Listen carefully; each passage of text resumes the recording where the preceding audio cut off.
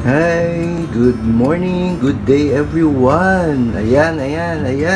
So tayo po ay nagki-crave ngayon for ginataan. Mas maganda yata yung binignit, no? Binignit ang tawag nila doon. So ang kailangan natin, of course, meron tayong saba na saging, tapos meron tayong kamote, meron tayong sago. This is my version of binignit, no? Hindi ko alam paano ginagawa ng iba, pero ito po ako. Tapos meron na po akong glutinous rice, no? Yung malagkit, and of course kailangan ng coconut milk, at saka ako gusto ko may langka para medyo mabango-bango, and of course kailangan natin ng tubig. Depende na sa consistency na gusto ninyo sa tubig, no? Ay sa inyong coconut milk, and of course meron po tayong granulated sugar. Depende rin po yan sa tamis na gusto ninyo. So ito po yung ating po ingredients for today for ginataan. Ginataan halo-halo with with binignit. Ayan, version ko lang to, version ko. So bahala kayo sa inyong version. Pero ito po, paano po ako magluto ng ginataan. Ayan, so ito po ating ingredients. At mag-start na po tayo. So start na po tayo. Sindihan natin. Medyo malalim dapat yung ating lulutuan, no, para dun sa ating mga gata. So una natin gagawin ay lalagay po natin yung ating dalawang gata. Mainit na yung mainit na yung ating lulutuan. Ayan. Okay, ito pa yung ginagamit ko, no? Candy, kasi wala naman kami dito bibilhan. Meron, pero ayoko na magpiga-piga.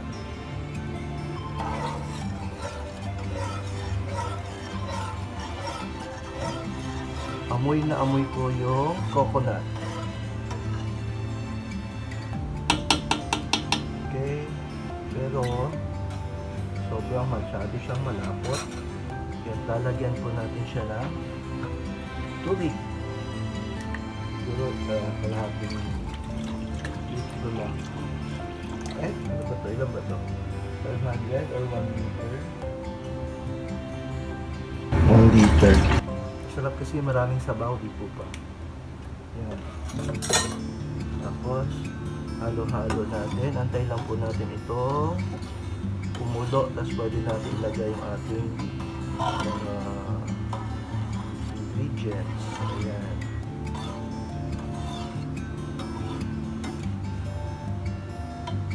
So yung ating malagkit ay binabad ko for 30 minutes, no?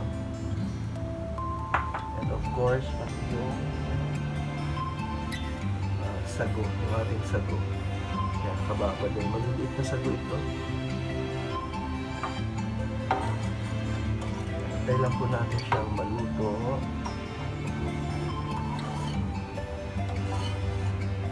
Kumulo pala. Hintay natin siyang kumulo. Ayan, so medyo mainit-init na siya. Naaamoy ko na po yung naamoy ko na yung milk. Ayan, so ito na siya. Steaming hot.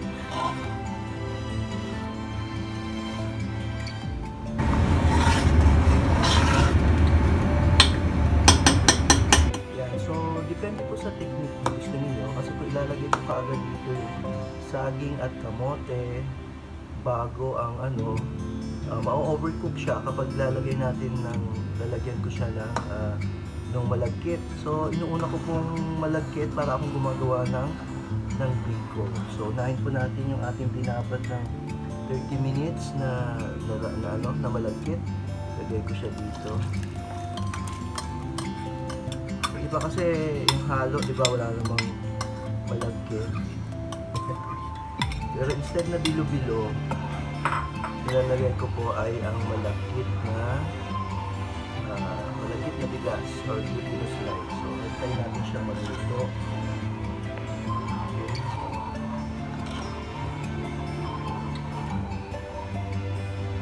Medyo luto-luto na yun. Saan ko nalang ibababa, ilalagay ang kamote muna. ang kamote, kasi ang kamote matagal maluto, no? Parang pinuhuli ko na nga yung pinuhuli ko na lang yung saging at saka yung langka at saka yung sago. Kasi yung sago po natin ay maliliit, no? Hindi siya yung ganyan na siya maliliit. Ang liliit. So, madali lang ito maluto. Mamaya yan pag mainit-init na. Ayan.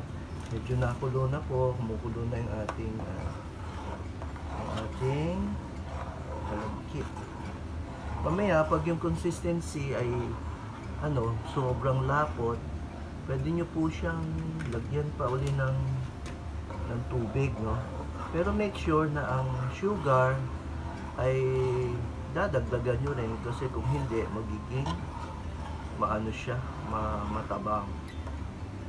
Yan. So antayin lang po natin maluto itong bigas. Para tayong gumagawa ng biko, pero konti lang yung bigas na ilalagay natin. Antay lang po natin maluto ang malagkit. Nilagay ko na rin po pala yung sago, kasi para mas maluto siya ng tama. Yung sago nilagay ko na. So sabay-sabay silang maluluto ng malagkit at ng sago. Yan, o, ganyan lumapot na. Ang sa iba kasing ginataan, yung bilo-bilo ang nilalagay para medyo malapot yung kanilang sabaw ng ginataan. Pero ito, dahil glutinous rice, yun din yun.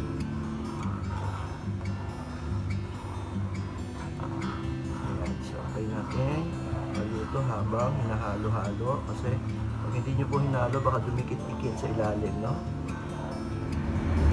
Okay, so maglalagay na rin po tayo ng 1 cup ng sugar. Pero mamaya titikman pa natin kung matamis ba ito o tama na ang tamis. Pag matabang pa, ilagyan natin ng mas maraming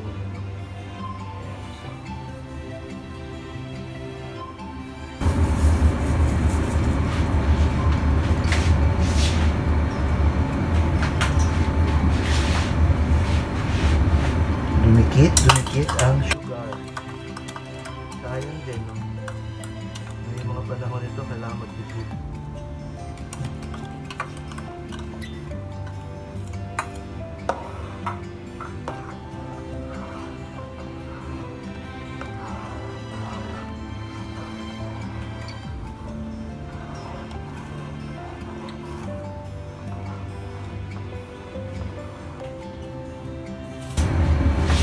Titikman natin kung tama ba ang tamis.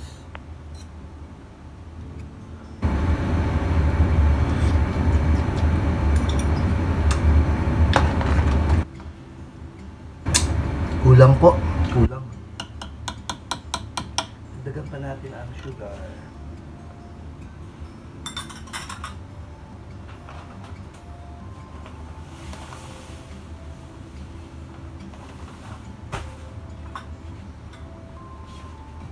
Yan. So, tante-tante kasi sa sugar. Kasi, di ba, ayaw naman ng sobrang tamis. So, dinagdagan ko pa ng half cup.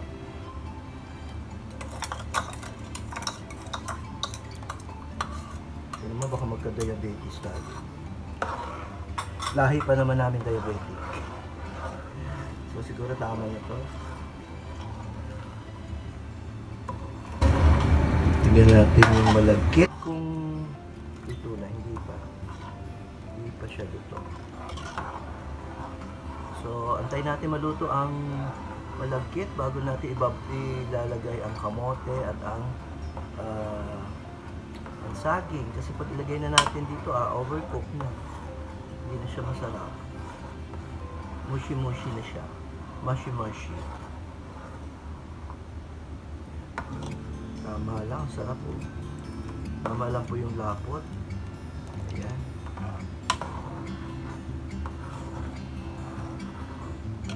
Tayo natin maluto, medyo matagal. Medyo siguro mga 10 minutes pa. Ayan, nakita nyo naman, masyadong malapot, no? Malapot siya dahil doon sa malagkit Kaya dinagdagan ko pa po uli ng tubig kasi sumusobra siya ng lakot. So, paggawa po talaga ng ginatan ay kailangan tinitignan at tansya-tansya. Tansya-tansya lang, depende sa panlasa ninyo. So ngayon po, luto na yung ating malagkit, no? So pwede na natin ilagay ang ating kamote.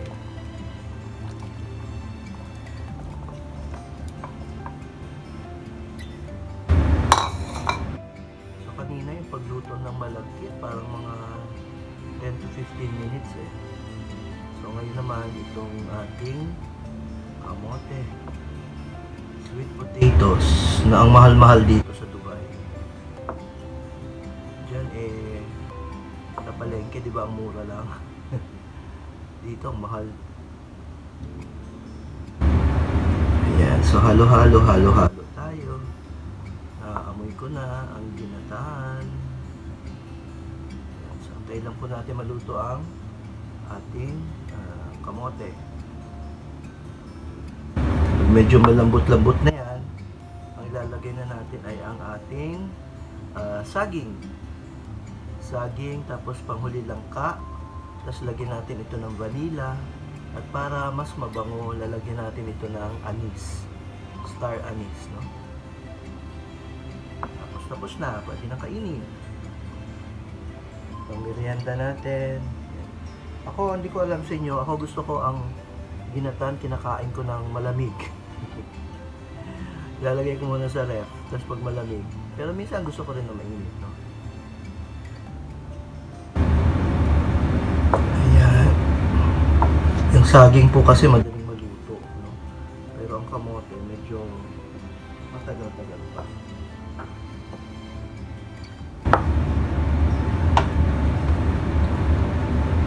Tsaga-tsaga din talaga dito. Kasi pag bibili kayo ng ginatan dito, parang isang ganito ay sa 10 dirhams. Parang ganito lang siya, oh. 10 dirhams na yan. Sa atin magkano na yon times 13.50.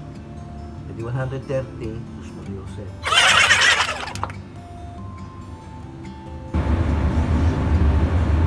Kaya ginagawa ko, nagluluto na lang ako. Kasi favorite nito ng mga kasama namin dito sa bahay. Pang merienda. Sarap.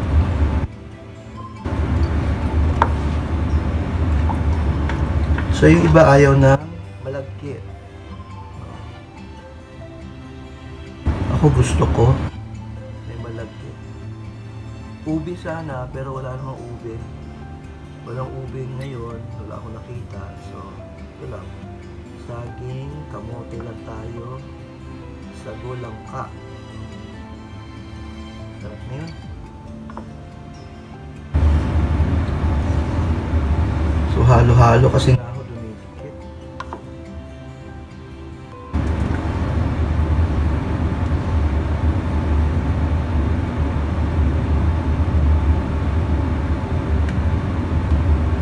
Yung kamote dito hindi pa nga pula, puti. Ilaw? Ilaw pa.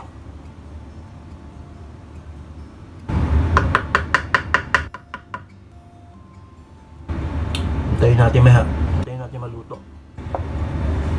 Okay, so from time to time kailangan pong check din natin, no? Luto na yung ating kamote. Hindi talaga siya pumula kasi hindi naman yata pula yung kamote na nabili ko. Talagang puti lang siya. Okay, lagyan na po natin yung ating saging na saba. Ano to, ilang piraso ba yung kanina? Parang 5. Hindi naman ganun kalakihan. Yan. Lagyan na natin siya. And of course, yung ating langka, pampabango, tapos may tamis pa rin.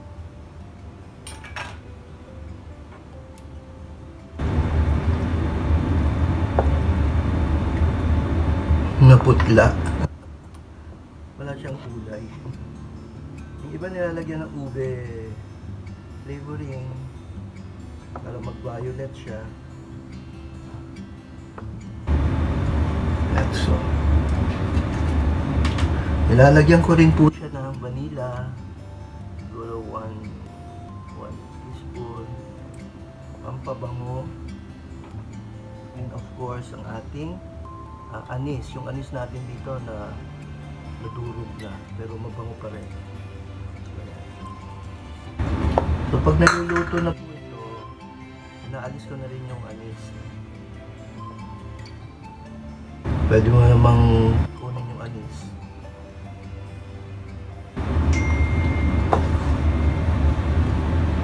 Pampabango lang. Bango-bango. Amoy ginatan. Siyempre, alam mo amoy kaldereta. Ginatan yung niluto natin. Bango po ng langka. Sobrang bango ng langka. Mapunga yung tamis. Tama na yung tamis.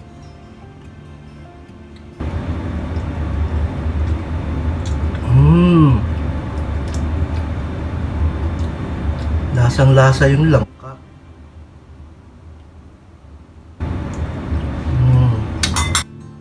Masarap. Pwede na itong pang-merienda.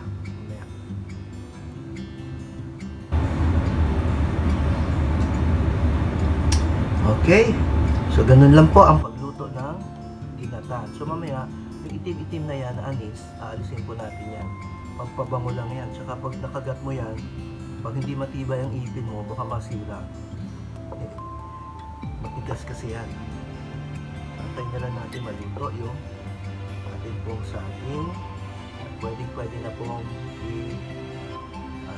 merienda. Okay, thank you po. Maraming salamat sa inyo. Natikman na natin, masarap siya. Masarap. Ito kasing saging ay lutuin pa natin. Yan.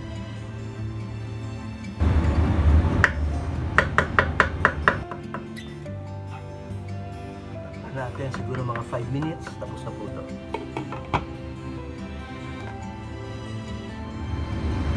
Ayan, so while waiting for this to cook, hugas na ako ng mga plato, yung mga ginamit para pagkatapos kong magluto, wala na ako iisipin. Okay.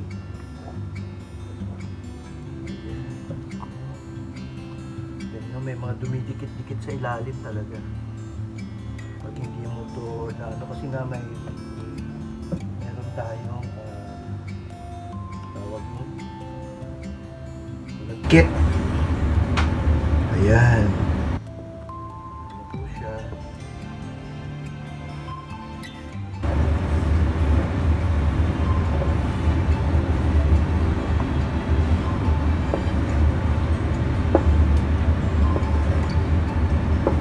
Yan, so luto na po yung ating ginatan. Kain na po tayo. Bango-bango. Ang bango-bango. Thank you po for watching. Merry Christmas.